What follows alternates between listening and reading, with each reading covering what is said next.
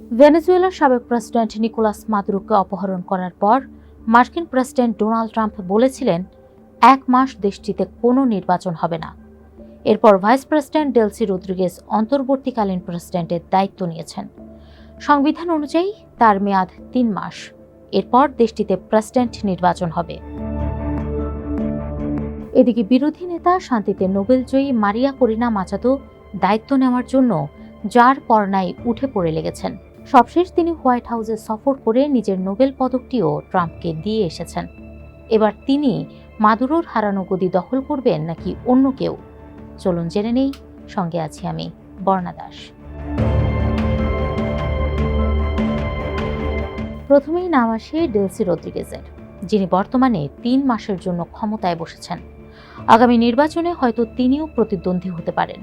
মাদুরোর অপহরণ কাণ্ডের পর সাবেক এই ভাইস প্রেসিডেন্ট ও তেল মন্ত্রীকে অন্তর্বর্তী প্রেসিডেন্ট হিসেবে শপথ করানো হয়েছে। এর আগে তিনি 2014 থেকে 2017 সাল পর্যন্ত পররাষ্ট্রমন্ত্রী এবং 2020 থেকে 2024 সাল পর্যন্ত অর্থমন্ত্রী হিসেবে দায়িত্ব পালন করেন।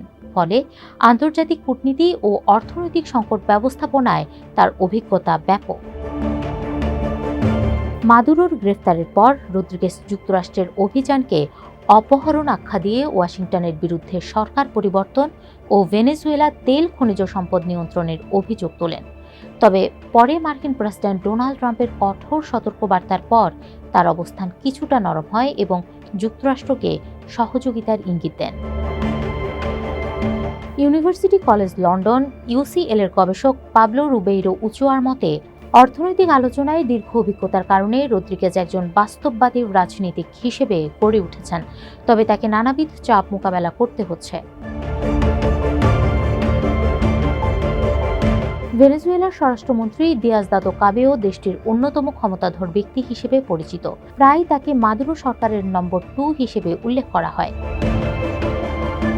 62 বছর বয়সী কাবেওর রয়েছে শক্ত সামরিক প্রভাব।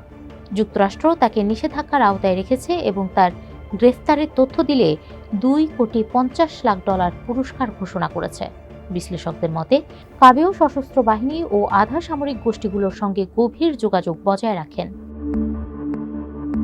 মাদুরো গ্রেফতারের পর প্রকাশ্যে খুব একটা সক্রিয় না থাকলেও ধারণা করা হচ্ছে তিনি প্রতিরোধ সংগঠনের কৌশল নির্ধারণে ব্যস্ত। উচুয়ার ভাষায়, যুক্তরাষ্ট্রের চাপের কাছে তিনি সহজে নতি স্বীকার করবেন না। ভেনেজুয়েলার প্রতিরক্ষামন্ত্রী ভ্লাদিমির পাদ্রিনো লোপেজ মাদুরোর দীর্ঘদিনের ঘনিষ্ঠ সহযোগী এবং দেশের অন্যতম প্রভাবশালী জেনারেল। 2014 সালে প্রতিরক্ষামন্ত্রী নিযুক্ত হওয়ার পর থেকেই তিনি সশস্ত্র বাহিনীর নেতৃত্ব দিয়ে আসছেন। নিজেকেই তিনি সমাজতান্ত্রিক সৈনিক হিসেবে পরিচয় দেন। তার নেতৃত্বে সেনাবাহিনীতে কঠোরতা, নজরদারি ও গ্রেফতার বাড়ে। তবে বিশ্লেষকদের মতে, পাদ্রিনো জানেন সরাসরি সামরিক অভ্যুত্থান হলে সেনাবাহিনীর বেসামরিক বৈধতা নষ্ট হতে পারে, যা শেষ পর্যন্ত তাদের জন্যই ক্ষতিকর হবে। ডেলসি রদ্রিগেজের ভাই হোর্হে রদ্রিগেজ ভেনেজুয়েলার অন্যতম প্রভাবশালী বেসামরিক রাজনীতিক। প্রশিক্ষিত মনোরোগ বিশেষজ্ঞ এর রাজনীতিক স্যাভেজ যুগ থেকেই রাষ্ট্র ক্ষমতার বিভিন্ন গুরুত্বপূর্ণ পদে দায়িত্ব পালন করে আসছেন। 2021 সাল থেকে তিনি জাতীয় পরিষদের স্পিকার এবং মাদুরো গ্রেফতারের পর আবারও সেই পদে পুনর্নিযুক্ত হন। আন্তর্জাতিক নিষেধাজ্ঞা মোকাবেলায় সরকারের কৌশল নির্ধারণে তাকে মূল পরিকল্পনাকারী হিসেবে দেখা হয়। ভেনেজুয়েলার নিরাপত্তা কাঠামোয় আরেক গুরুত্বপূর্ণ নাম জেনারেল গুস্তাভো গঞ্জালেস লোপেজ। তাকে একযোগে প্রেসিডেন্সিয়াল গার্ডের কমান্ডার ও সামরিক কাউন্টার ইন্টেলিজেন্স সংস্থার প্রধান করা হয়েছে।